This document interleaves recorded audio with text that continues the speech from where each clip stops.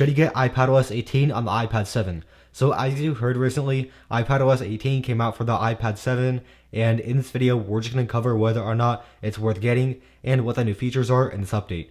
So we're just going to start off with the home screen customization, and on the home screen we actually have this new button for editing, and you can just add a widget and you can also customize. And this customization button allows you to choose between automatic, dark, light mode, and also tinted. So basically the dark mode is what happens when you enable dark mode on your iPad, and basically it allows you to have darker apps, and the light mode is what you normally had in iOS 17. So the option for tinted is more complicated, and basically it just allows you to change up the color of your home screen, and you could also make it match your wallpaper by pressing on this button and just select any part of your wallpaper that you want to match, and then it just sets your app icons to that color. Now when you press on this button, it allows you to switch between dark and light mode on your home screen, and you can also choose between larger and smaller app icons. Now that's it for the home screen customization. Let's talk about customization on the control center. So when you go into the control center, we've actually got several new features here. So we've got all these new pages, and when you hold down on it, you could actually add controls by pressing over here, and you could choose between all of these. And it's pretty interesting because you've got a lot of controls that you didn't have back in iOS 17. Now another awesome feature with customization in iOS 18 is with the wallpapers. So when you hold down on the lock screen, you've actually got a set of new wallpapers with iOS 18, and we have this every year whenever an iPadOS update comes out. So with last year we've had iPadOS 17 wallpapers, and here's just one of them that I have. And with iPadOS 18, we've got 4 new wallpapers, and here's what they look like. So here's just what one of them look like, and you could also swipe across to change up the color. Now moving back to the home screen, we've actually got several new features with security. So basically when you hold down on an app in iOS 18, you've actually got the option to lock the app. I don't have the option here because iOS 18 isn't fully out to everyone yet, and for some reason they haven't added the feature yet with iPadOS 18 beta, but by the time the update is fully out, the option should be there. But basically you'll have the option to lock it using Touch ID, and as you might have noticed, we actually have this new passwords app, and this is basically where you could store all your passwords.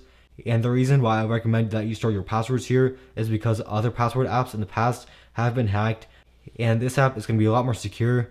And if you're using other operating systems such as Windows and you want to share your passwords across there, then I would recommend using a different app. But otherwise, if you're just using iOS, then I do recommend that you use a brand new passwords app. Now before iPadOS 18 came out, we actually had the calculator app on the iPhone and iPod Touch, but it's finally come to the iPad, and we've actually got several new features here that are also available on the iPhone on iOS 18. And basically, we've got this button here that allows you to choose between basic, scientific, and math notes. And when you select math notes, you could actually just use it as a regular notes app. And for some reason, it doesn't work for me.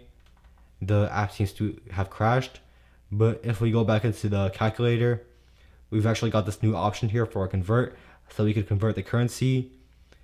And the button up here allows you to just see your history on the calculator app. And this button at the top left corner allows you to see your calculator history. Now moving on from the calculator app, the messages app has actually changed quite a lot. So when we go into messages, you'll actually be able to format your messages by just highlighting them first and pressing on this button. Then you can choose between bold, italicize, and underline, and also strike through. And you can also choose between these 8 effects. And when you select one of these, it immediately removes the formats. So just beware of that. And something else that I really like about messages is that when you hold down on a message, you'll get the option to just add a sticker. You get the option to react with an emoji by pressing here, and then just select whichever emoji that you like. So let me just demonstrate that right now. And here's what that looks like. Now you could also react with a sticker by holding down on it and pressing on add sticker. And here's just a demonstration. And here's what that looks like. Now that's basically it for the messages in iPadOS 18. Let's move on to the final feature, which is with photos. So in the Photos app, the Photos app has been completely redesigned. So here's what it looks like now. And we've actually got this new option here for filters. My photo app isn't working right now, so I'll just have to reset it first. And then when I go back in and I scroll up here, I get this option for filters, and you can select this filter button or this view options button to filter through your photos and see the ones that you like. And now that's basically it for the new features in iPadOS 18. Let's talk about whether or not it's worth updating. So if iPadOS 18 beta is the latest version at the time that you're watching this, then I wouldn't recommend updating unless if you're more knowledgeable with technology and you would be able to follow through with downgrading back to iPadOS 17 in case there's any issues. Unless if you're more knowledgeable with technology, because very likely you'll have to downgrade back to iPadOS 17 since there's a lot of battery issues and performance problems.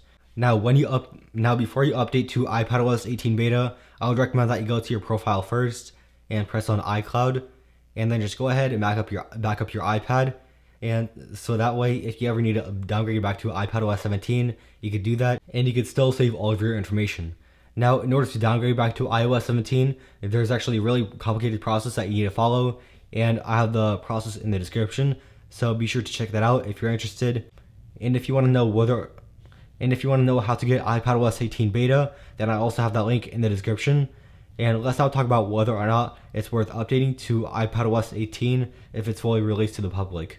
So if the update is fully released to everyone, then I would recommend that you update because it would help with a lot of the battery problems and a lot of the other bug glitches, because iPadOS 17 does have a lot more problems, because iPadOS 17 does have a lot of battery problems. So be sure to update to iPadOS 18 once it's fully out. So that's basically it for this video. Make sure to like, subscribe, and check out my channel to see more videos like this in the future.